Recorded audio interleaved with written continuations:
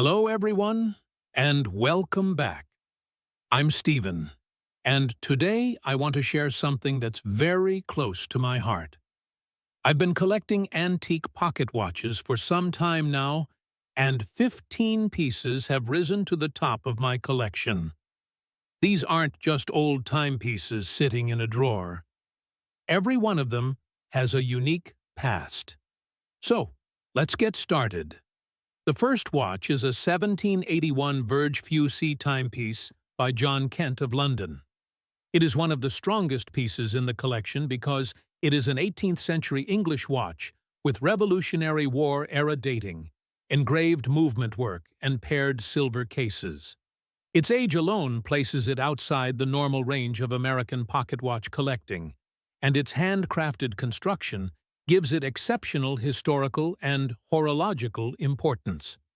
The second watch was made in 1840 piece by J. M. French of the Royal Exchange, London, one of the most prestigious retail addresses in Victorian England. It stands out as a named London piece from the Royal Exchange in a sterling hunter case with key set and key wind construction typical of high-quality English work from the period. It earns a top position because named English watches with prestigious retail addresses, original hallmarked silver, and intact period character carry both historical significance and strong collector interest. The third watch is a 1910 Longines HG chronograph, and it is one of the most mechanically impressive pieces I own because it adds a chronograph complication to an already highly collectible early Swiss pocket watch platform. The signed movement, Grand Prix medallion engraving, and chronograph format make it a standout not just for age, but for technical ambition and international prestige. The fourth watch is an 1859 Waltham Appleton Tracy, one of the earliest successful factory-made pocket watches produced in America. This 1859 Appleton Tracy belongs near the top because it is a pre-Civil War model 1857 Waltham in a better grade, with an Appleton Tracy dial, 15 jewels, and silver hunter case. Early Waltham production at this level represents the formative period of American industrial watchmaking, and examples from 1859 remain especially desirable for their rarity and Civil War-era context. It was made just 2 years before the Civil War began, and given how widely Waltham watches circulated across the country, it is entirely plausible that this piece was owned and worn during those turbulent years, perhaps by a merchant, a politician, plantation owner, or soldier. The fifth watch is another Appleton Tracy, this one from 1860. It deserves inclusion because it preserves the same early premium Waltham identity while adding yet another scarce pre-war example from the model 1857 family. A watch like this, circulating in American society at that moment, could easily have been in the pocket of a northern businessman, a southern planter, or a city merchant whose world was about to change forever. We cannot prove a direct connection to the war, but the timing makes it a very reasonable thing to ponder. These early survivors are rare, and having two from consecutive years is something I genuinely treasure. The sixth watch is an 1859 Waltham P.S. Bartlett, my third watch from that remarkable year. Like the two Appleton Tracy watches, this one was wound by inserting a key to tighten the mainspring by hand. And like those watches, it was made on the eve of the Civil War. A watch in someone's pocket in 1859 almost certainly lived through some part of that experience, whether its owner was a northern merchant keeping his appointments, a southern landowner managing his affairs, or simply a man trying to go about his life in an uncertain time. We can't prove that connection, but history makes it nearly impossible to ignore. The Bartlett grade was just below the Appleton Tracy in Waltham's early lineup, and together, these three early Walthams tell the complete story of how the company graded and sold its watches from the very beginning. Finding an original in working condition is a genuine rarity. The seventh watch is one I handle with particular care. This is an 1864 Waltham William Ellery, and I call it simply the Soldier's Watch. It's a model 1857, made in February of 1864, right in the heart of the Civil War.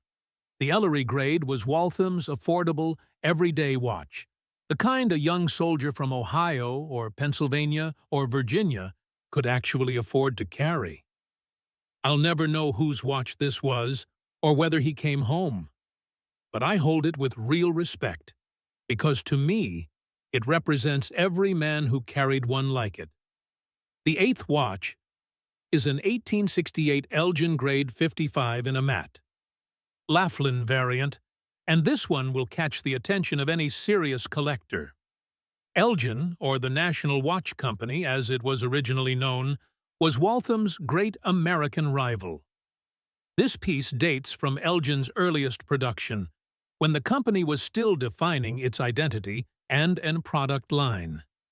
The matte Laughlin variant adds an extra layer of scarcity. I love that this watch broadens the story the collection tells. It's not just a Waltham story, it's the full drama of early American watchmaking. The ninth watch is an 1870 Waltham Appleton Tracy in a 5-ounce coin silver hunter case, and I always invite people to pick this one up because the weight alone tells you something. 5 ounces of coin silver, with a warm patina earned over 150 years. The 15-jewel Appleton Tracy movement extends the story of that great Waltham grade into the post-Civil War era, and together with my 1859 and 1860 examples, it completes a remarkable decade-long part of early Waltham history. The 10th watch represents a real shift in tone. This is a 1905 Rockford Grade 100, bearing the private label name Prince of Wales, housed in a 14-karat solid gold case. Solid gold. Not gold-filled, not plated. Rockford watches are less well-known than Waltham or Hamilton, which makes a fine example like this especially prized among collectors. 21 jewels, a royal private label, and that stunning gold case. This is American watchmaking at the height of the Edwardian era, competing confidently on the world stage. The 11th watch is one I often use to win over people who've never given pocket watches a second thought. This is the 1906 Waltham Riverside Maximus, made when Waltham was at its absolute best. This 23-jewel masterpiece has a display back case, so the movement is fully visible. The finishing, the jewels, the regulated precision, this is the pinnacle of what Waltham produced at the height of its powers. I am genuinely humbled to have this one in my care. It deserves to be seen.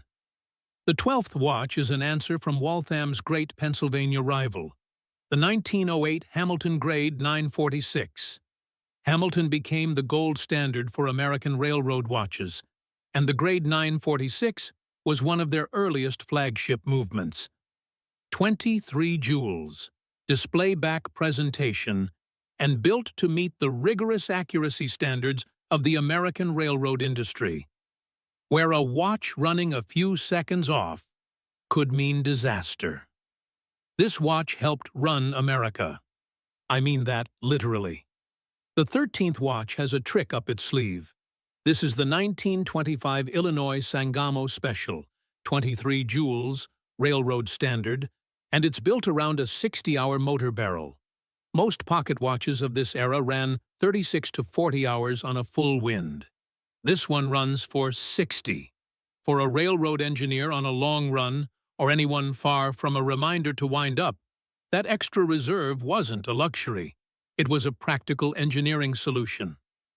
Collectors consistently regard the Sangamo Special as one of the finest American pocket watches ever made, and I'm proud to have one. The 14th watch is one that always draws a question the moment someone sees it. This is the 1926 Waltham Vanguard, 23 jewels, railroad standard, fitted with an indicator showing the available power within the mainspring. Paired with a fancy 14K gold-filled case, this is one of the most visually and technically distinctive watches in the entire collection. Practical, beautiful, and a century ahead of what most people expect from a 1920s pocket watch. The 15th and final watch came to me from a completely different world than any of the others.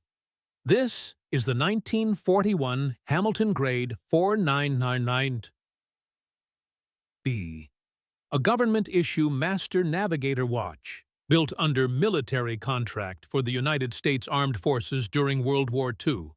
Navigators carried these aboard aircraft, ships, and submarines. Accurate timekeeping wasn't a nicety. It was survival. Hamilton met strict military specifications, and the 4992B became one of the most trusted navigation instruments of the war. When I hold this watch, I think about the men who depended on it. Like my 1864 soldier's watch, this piece is more than a timepiece to me. It's a witness to history. 15 watches. 15 stories. From a London workshop in 1781 to a World War II cockpit in 1941.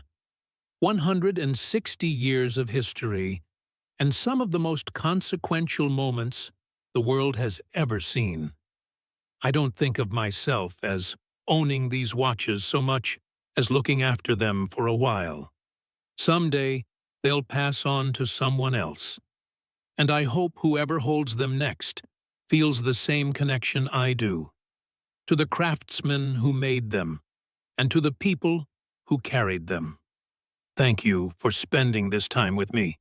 If you have questions or a watch of your own you'd like to talk about, please leave a comment. Thank you.